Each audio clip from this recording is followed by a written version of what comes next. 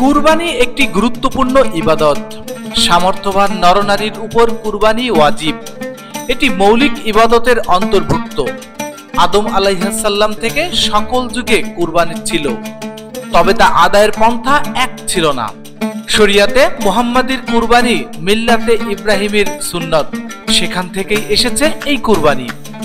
এটি শাআইর ইসলাম তথা ইসলামের প্রতীকী বিধানাবলীর অন্তর্ভুক্ত। সুতরাং এর মাধ্যমে শাআইর ইসলামের বহিঃপ্রকাশ ঘটে। এছাড়া গরিব দুঃখী ও পাড়া প্রতিবেশীর আপ্যায়নের ব্যবস্থা হয়। আল্লাহ ও তার রাসূলের শর্তহীন আনুগত্যের শিক্ষা রয়েছে কুরবানিতে। পাশাপাশি আল্লাহ তাআলার জন্য ত্যাগ ও বিসর্জনের সবকও আছে এতে। আল্লাহ তাআলা ইরশাদ করেছেন, অতএব আপনি আপনার রবের উদ্দেশ্যে নামাজ পড়ুন এবং কুরবানি আদায় করুন। অন্য আয়াতে এসেছে, হে রাসূল, আপনি বলুন, আমার নামাজ, আমার কুরবানি, আমার জীবন, আমার মরণ, অর্থাৎ আমার সবকিছু আল্লাহ রাব্বুল আলামিনের জন্য উৎসর্গিত। এখন আসুন কার উপর কুরবানি ওয়াজিব জেনে নেই। প্রাপ্তবয়স্ক সুস্থ মস্তিষ্ক সম্পন্ন প্রত্যেক মুসলিম নরনারী যে 10 জিলহজ ফজর থেকে 12 জিলহজের সূর্যাস্ত পর্যন্ত সময়ের মধ্যে প্রয়োজনে অতিরিক্ত নেশাব পরিমাণ সম্পদের মালিক হবে, তার উপর কুরবানি ওয়াজিব হবে।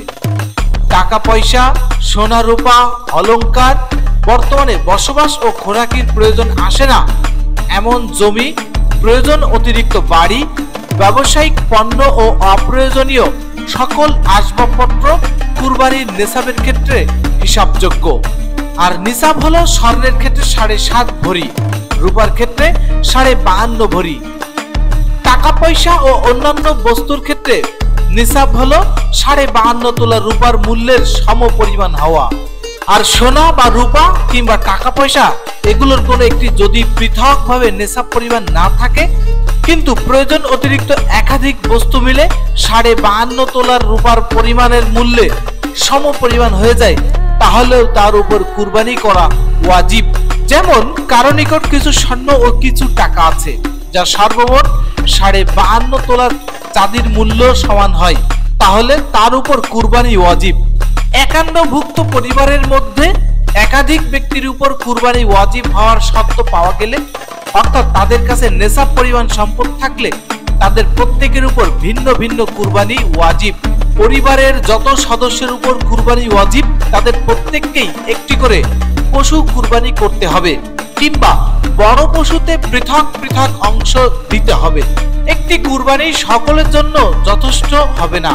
কুরবানির নেশাব পুরো বছর থাকা জরুরি নয়, বরং কুরবানির 3 দিন থাকলে, এমনকি 12 তারিখ সূর্যাস্তের কিছু আগে নেশাব পরিমাণ সম্পদের মালিক হয়ে গেলেও কুরবানি ওয়াজিব হয়ে যাবে। দর্শক, যাদের কুরবানি করার সামর্থ্য রয়েছে তারা অবশ্যই কুরবানি করবে, এমনটাই আমাদের আশা, এবং আল্লাহ তাআলার উদ্দেশ্যে সওয়াব হাসিল করা যাবে। ভালো থাকবেন, ধন্যবাদ।